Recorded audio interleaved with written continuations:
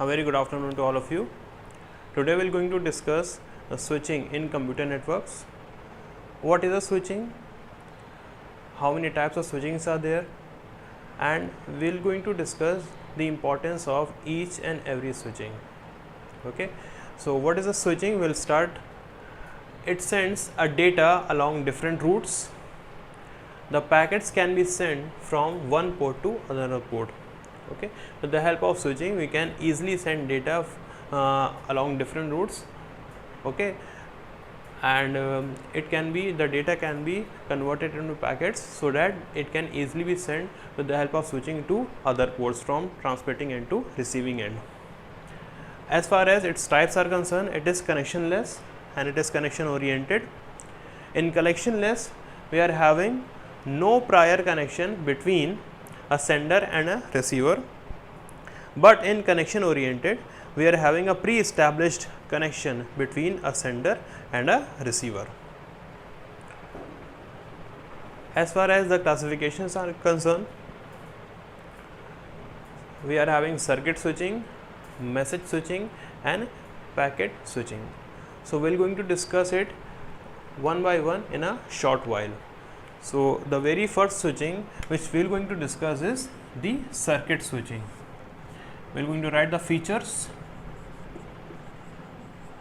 of circuit switching. The very first feature is connection oriented. It is connection oriented. Okay, so it means this type of switching is having a pre-established connection between a sender and a receiver. Second, to set up a dedicated link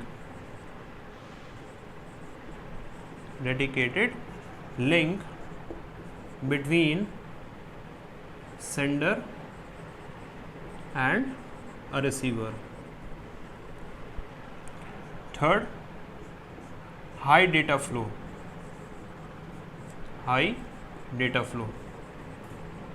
Or you can say the speed is very high. And finally, the fourth one, the bandwidth requirement is very high.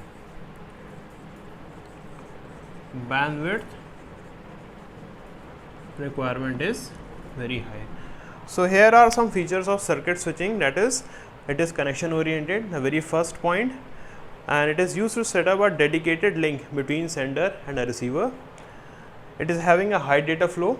It means that the speed is very high and no delay will be there for a data flow going from one port to another port. But it is having a disadvantage that it needs a bandwidth very high, or you can say the bandwidth requirement is very high. As far as the phases are concerned, the circuit switching works in three phases: circuit establishment, then a data flow, then circuit disconnection. We are going to discuss the three phases.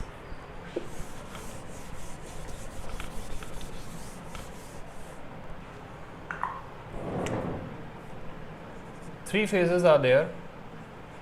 What are those? Number one, connection establishment.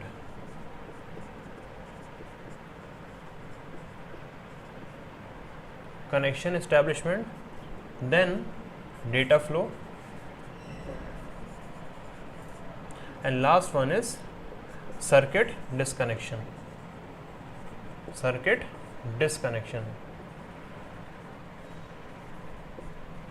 Okay, so in order to understand these phases, right, we need a proper data flow diagram between the two ports.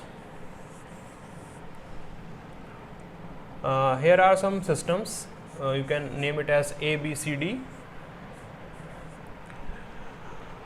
and this is a dedicated medium. Here are some routing terminals. Okay, you can have such type of combination. You can use your combination. It's not necessary that you draw only this kind of data flow or connection. Okay, so the very first thing is that if A if A wants to send data to D. For example, if A wants to send data to D, so the very first phase will be a connection establishment. So a connection will be established first, just like this. Okay, now the connection is established and we are having a proper route from one port to another port, from A to D. Okay, this is completed.